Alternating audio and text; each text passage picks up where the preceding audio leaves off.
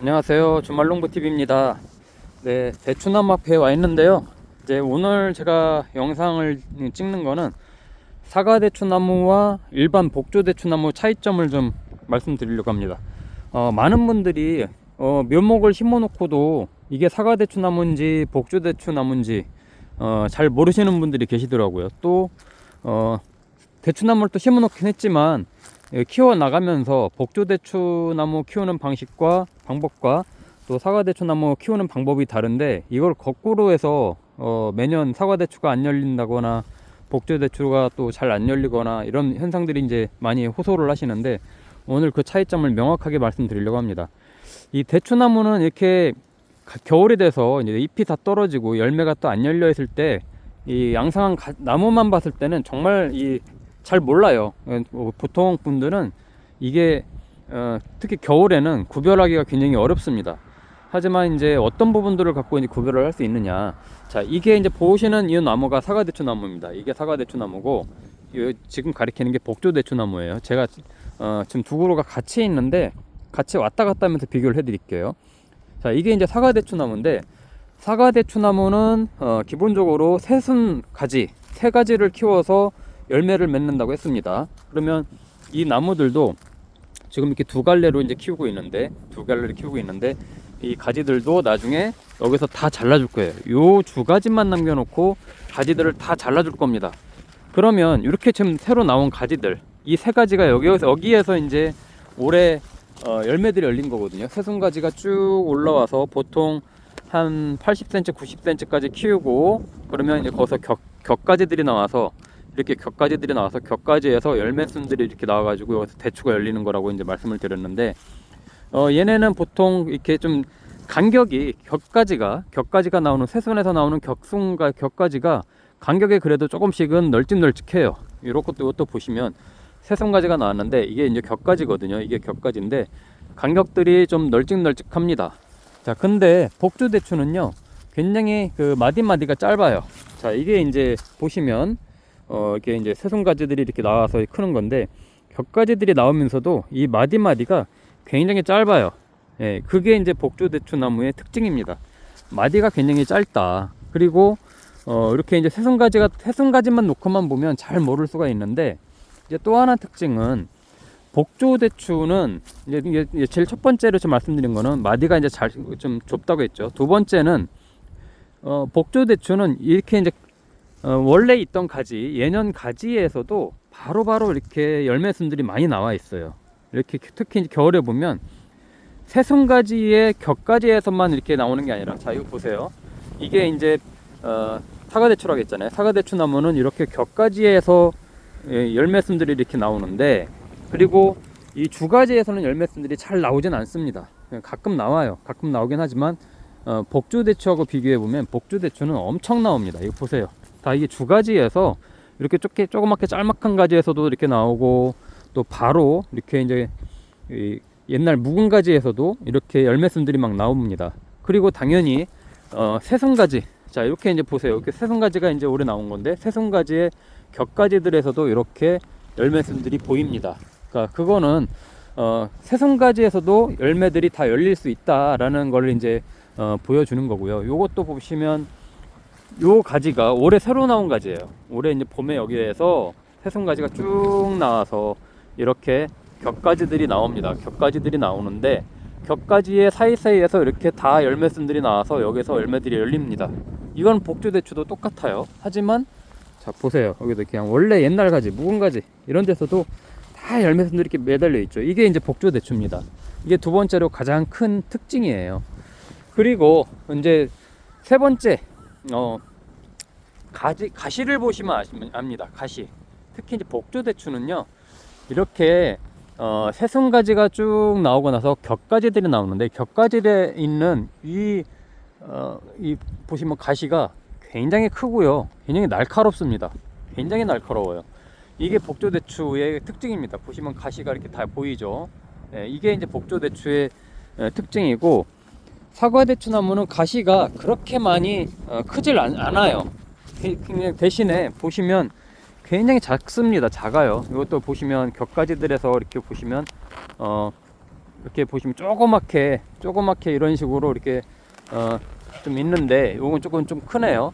그러다 보니까 사과대추나무 가지치기나 순치기나 나중에 이렇게 관리하다 보면은 보이지 않는 가시에 찔리는 경우가 굉장히 많아요. 굉장히 여기 보면 여기도 굉장히 작거든요. 이런 거 이렇게 잘못 만지면 굉장히 손에 이렇게 박혀가지고 빼기도 어려울 정도로 그 잔가시들이 굉장히 많은데 그게 사과대추나무의 특징입니다. 그래서 가시가 작지만 작업하다 보면 굉장히 가시에 많이 찔리는 경우가 많고 이 일반 복조대추, 일반 대추나무는 가시가 그냥 눈에 딱 봐도 크게 보여요. 그래서 오히려 또 조심하게 되는데 사과대추나무는 잘 눈에 안 보이니까 오히려 더 많이 다치는 경우가 많아요. 그래서 이 가시를 보면 알 수 있다. 이렇게 크게 세 가지를 이제 보면 되고요. 그 다음에는 이제 키워나가면서 보면 이 가지들이 굉장히 복주대추는 여기저기로 많이 뻗는 현상이 있습니다. 괜히 또 도장지도 많이 나오고요. 가지가 굉장히 옆으로 많이 뻗어요. 왜냐하면 수확량을 늘려야 되기 때문에 일부러라도 이 복조대추 나무는 가지를 많이 키우기도 합니다. 위로만 잘 안 크게 하고 옆으로는 햇빛을 잘 볼 수 있게끔 해서 많이 이제 뻗어나가게끔 키우는데, 그러면 이제 양이 복조대추는 어차피 건대추로 먹기 때문에 양을 많이 늘리기 위해서 가지를 그렇게 많이 치진 않습니다. 어느 정도 남겨놓고 옆으로 많이 키우면서 수확량을 이제 늘리려고 이렇게 하는 부분이 있는데, 사과대추 나무는 그렇지 않아요.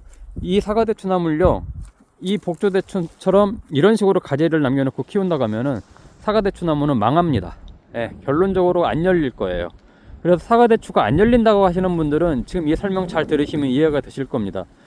사과대추 나무를 이 복조대추처럼 이런 식으로 가지를 다 남겨놓는다고 하면은 이 마디마디마다요, 이런 마디마디마다 내년 봄에 다시 또 새순가지가 다 나옵니다. 예, 다 나와요. 거의 다 나온다고 보면 돼요. 그럼 그런 데서 다시 여기에서 가지들이 다시 엄청나게 뻗어나가거든요. 그럼 어떤 현상이 벌어지느냐? 첫 번째로는 광합성을 잘 못합니다. 햇빛을 잘 못 받아요. 예, 너무 서로 이제 잎도 많고 가지가 많다 보니까 햇빛을 못 받아가지고 수정도 잘 안 되죠. 수정이 된다고 하더라도 나중에 다 떨어집니다. 그러니까 결론적으로 사과대추가 없어요. 햇빛을 잘 봐야 됩니다, 대추나무는. 그래서 보통 시골 옛날에 보면 담벼락에 붙어있는 햇빛 잘 보이는 양지바른 곳에 심은 대추가 굉장히 잘 열리는 것처럼 대추나무는 방그늘지는 곳에 대추나무 심으면 잘 안 열립니다. 햇빛이 잘 보이는 그런 곳에 심어야 되는 거고, 그 다음에 통풍이 잘 돼야 됩니다. 바람도 잘 통하고 그러면서 이 수정도 잘 되고 또 낙과가 이제 안 생기게 하는데, 사과대추를 이런 식으로 하면은 매년 사과대추가 안 열려요 하는 분들은 그런 부분들을 잘 살펴보세요. 혹시 사과대추 나무를 이런 식으로 이렇게 키우고 있지는 않은지. 사과대추 나무는요, 이것도 제가 우리 옆집 형님 거예요. 제가 형님한테 이제 또 말씀을 드릴 건데, 전 여기를 자르라고 얘기할 거예요. 여기를 자르고 요렇게 한 가지로만 쭉 키워서 한 2m 정도에서 이제 위에 더 이상 안 크게 잘라주고, 밑에서 가지만 동서남북으로 딱 4가지만 받아도요, 어마어마하게 열립니다. 새순가지에서 열려요. 새순가지에서 열리기 때문에 얘네는 지금 이 보이는 가지들은 다 잘라줄 겁니다. 예, 올 겨울에 1월에서 2월 사이에 이 가지들을 다 잘라줄 거고, 딱 그냥 몽둥이처럼, 가운데 몽둥이처럼 딱 주먹만 쭉 키워 올릴 거예요. 그래야 사과대추는 주렁주렁 열립니다. 그래서 사과대추가 안 열린다고 하시는 분들을 기본적으로 저도 이제 그런 영상에 됐든 사진들을 좀 보고 싶은데, 통상적으로 그런 아마 공통점들이 있으실 겁니다. 그게 뭐 웃거름을 안 줬어요, 밑거름을 안 줬어요, 뭘 안 했어요. 대추나무는요, 뿌리가 굉장히 많이 멀리 뻗어나가는 특징이 있어서, 특별히 어떤 웃거름을 잘 안 준다고 하더라도 주변에 있는 이 거름들을 다 알아서 빨아먹고 잘 큽니다. 굉장히 5m, 10m까지 뻗어나가거든요. 그렇기 때문에 그런 특징보다는 첫 번째로는 아마 가지치기를 제대로 못했을 것이다. 자, 두 번째는 봄에 이제 새순이 나오면 순치기를 하는데, 순치기를 복조대추나무하고 사과대추나무가 방식이 다르거든요. 그걸 서로 거꾸로 한 경우다. 예. 그 얘기는 뭐냐면, 사과대추나무는 새순을 키워야 되는데 새순은 다 잘라버리고 다 꺾어버리고, 뭐 예를 들면 이렇게 주가지에서 나오는 열매순만 키운다든지, 근데 복조대추는 주가지에서 나오는 열매순도 다 놔둔다고 했잖아요. 이런 애들도 다 주렁주렁 열립니다. 다 수정이 되고. 근데 거꾸로 이런 애들을 다 잘라버리고 주가지만 남겨놓다 그러면 당연히 새송가지가 나와서 열리긴 하지만 절대적으로 수확량이 적습니다. 그러니까 복조대추는 가지를 어느 정도 옆으로 펼쳐서 햇볕을 잘 보게끔만 해주면 주렁주렁 여기저기서 다 열린다. 그 특징을 이제 좀 아셔야 사과대추나무와 복조대추나무 키우는 방식도 거꾸로 하지 않고 둘 다 주렁주렁 대추를 열리게 할 수 있을 거예요. 자, 제가 오늘 겨울에 이 나무만 보고도 사과대추나무인지 일반 복조대추나무인지 구별할 수 있는 방법을 알려드렸는데 딱 세 가지입니다. 정리해서 드릴게요. 대추나무 사이사이에 간격, 이 격가지의 간격들이 복조대추나무는 훨씬 짧다. 첫 번째. 자, 두 번째는 복조대추는 주가지에서도 열매순들이 굉장히 많이 나온다. 이런 열매순들이 주가지에서 다 보인다. 그게 이제 특징이고요. 그 다음 세 번째 마지막으로는 가시를 보면 알 수 있다. 복조대추나무는 가시가 굉장히 날카롭고 큽니다.